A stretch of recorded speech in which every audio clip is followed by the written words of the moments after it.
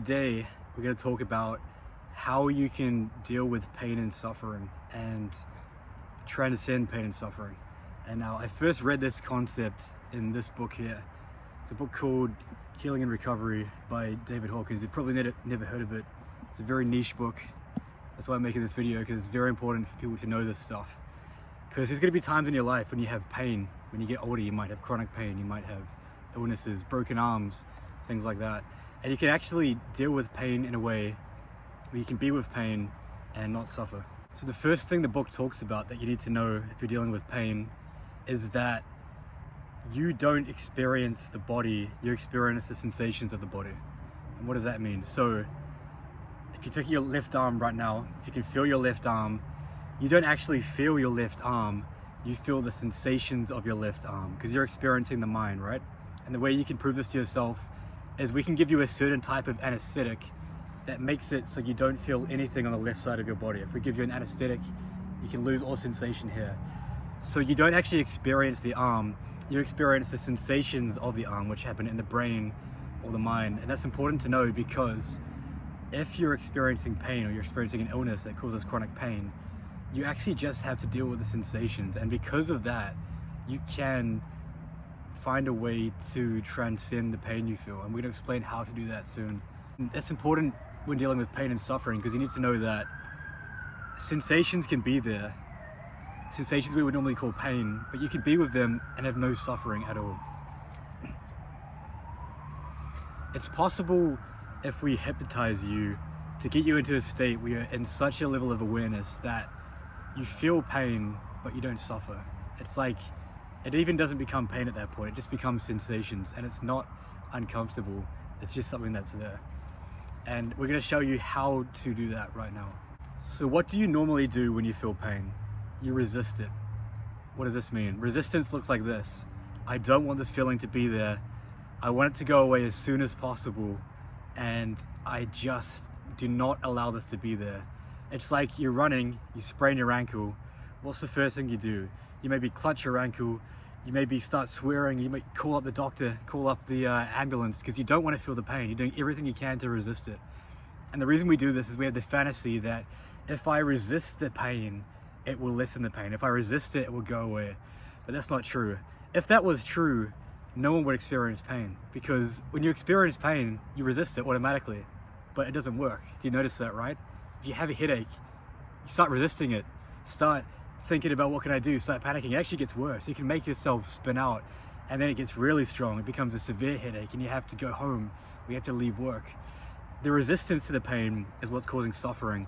If you felt a sensation like a headache or a broken ankle, and you had no resistance to it at all, there would be no suffering. It would just be there, and it wouldn't exist in the same way. So the way you get over suffering is you don't have to get rid of the sensations. You can still have the same sensation of a sprained ankle, whatever it is, a broken arm, but if you didn't resist it, it wouldn't be a problem. It would just exist, like, without any suffering. Like right now, notice if you're sitting or standing, notice the weight of your body pressed against the ground.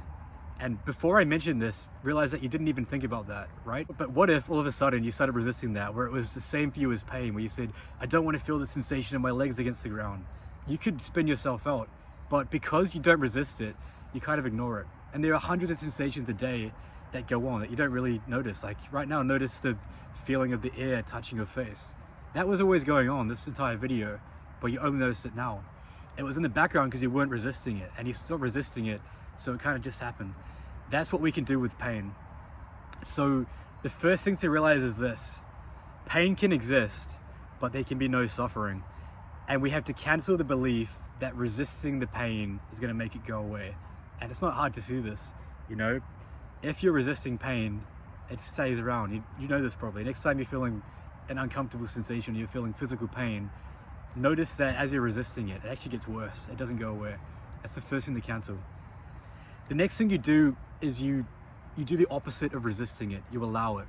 If you fully allow physical pain, it will just become a sensation, and it won't become painful. It won't become suffering. It would just be a sensation.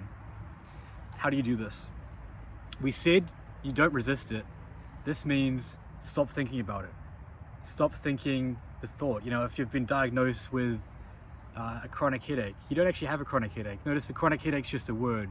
What you experience is a sensation. If you've been diagnosed with a sprained ankle, you don't actually experience sprained ankle. Those are just words.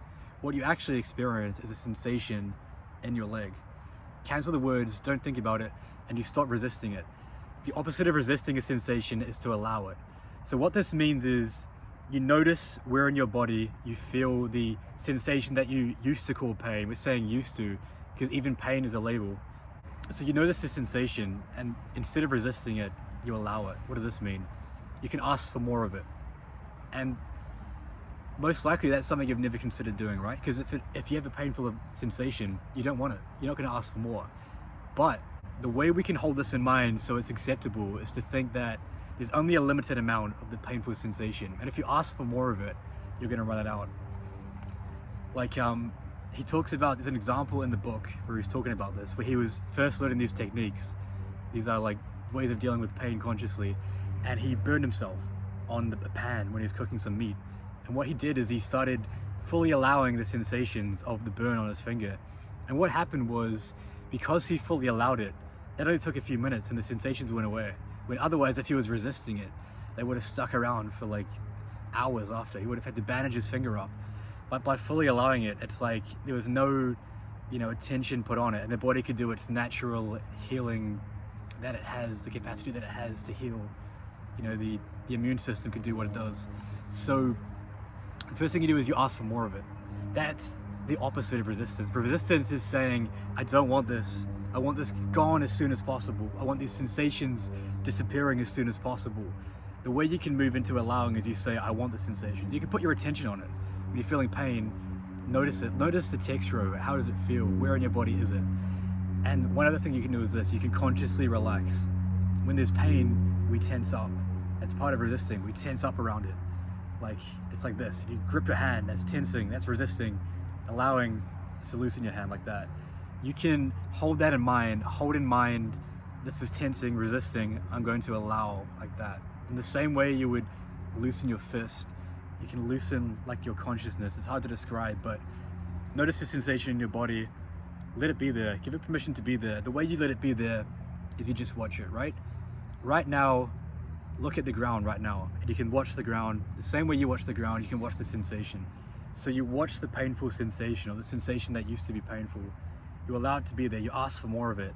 And what happens is this. Once you reach a point where you're fully allowing it, it's like you've done a 180. Where before you were resisting, you're saying, I don't want this. Do something to fix it. Now you're saying, okay, I'll let it be there. I'll relax into it. I'll let the sensation run. You reach the 180 where you're fully accepting, and then it doesn't matter. Like, the sensation's the same, but there's no suffering. And actually, the way to know that you've fully done this, that you've fully allowed it, is if I came up to you and I said, if you give me $10, I'm gonna wave this magical wand and the sensations are gonna go away. If you were fully allowing, you would say, you know what, I honestly don't care whether it goes away or not. I'm fine with it sticking out for a while. Because that would be the point where you're fully accepting and the suffering would be gone. It would just be a sensation. So like we said before, we're gonna summarize it right now. Let's say you're walking home, you fall over, you sprain your ankle, you feel a sharp pain. How would you deal with it this way? First thing to do, notice the natural inclination is to resist it. That is to tense up, that's to fight back, to think, I want to get rid of this, what's wrong with it? How do I do something to get rid of it? That's this side, that's the resistance side. We do a 180, we accept it. We go the other way. We say, I want more of this. You sit down, notice the sensations, let the sensations wash over you. Say, I want more of them to come. You can relax. You can sit down, relax your body, allow these sensations in your ankle to come up and run through you. And it's like if you ever go to the beach and you see a wave and a wave hits you, you can kind of tense up and the wave will like bash you and you're kind of staying rigid not to get hit over. What we're asking you to do here is to stand still, and it's as though the waves hit you and the wave pushes you back and then you kind of float back. That's what we're doing. We're floating back on these physical sensations that come up. So it's just a sensation. It's a sensation you feel in your consciousness. Back to the example, you roll your ankle, what do? Sit down, notice it. Okay, there's a sharp sensation in my ankle, so what? Let it run. Let it be there. Let it just run out. Let this sensation wash over you. If you fully did it, it would feel the same, but there would be no pain, there would be no suffering. It's hard to describe, you kind of have to just do it. Next time you have a headache, next time, injure yourself, you have a sore shoulder, whatever it is, try this out and you get to practice with it and you'll be able to do it. Now, there is a caveat. Some people are going to have more extreme pain than others. Some people are going to have, you know, medical conditions that have stronger pain. You can still do it with that. It just would probably take longer to get to the stage where you're that accepting, okay? It takes a certain type of practice. You can do it with a mild headache. Most people with a mild headache can watch this and instantly, in a few minutes, get it and get to the stage where they allow it and that the headache exists, but it's not painful. You might have to practice it for a bit. Like he talked about in the book, he said when he was first learning these techniques, he used to go to the dentist, and at first it was excruciating. Like he'd go to the dentist, he would dread it, and it was so painful. Next time he went, sitting with the sensations, not resisting them, allowing them, it was a mild discomfort. Next time he went, it was a low discomfort.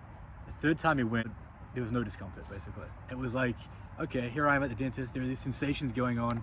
Yeah, so what? It's interesting. So, in summary, so we're going to summarize it for you right now. Step 1, pain does not equal suffering. Step 2, notice the belief that resistance gets rid of the pain and that that's not true.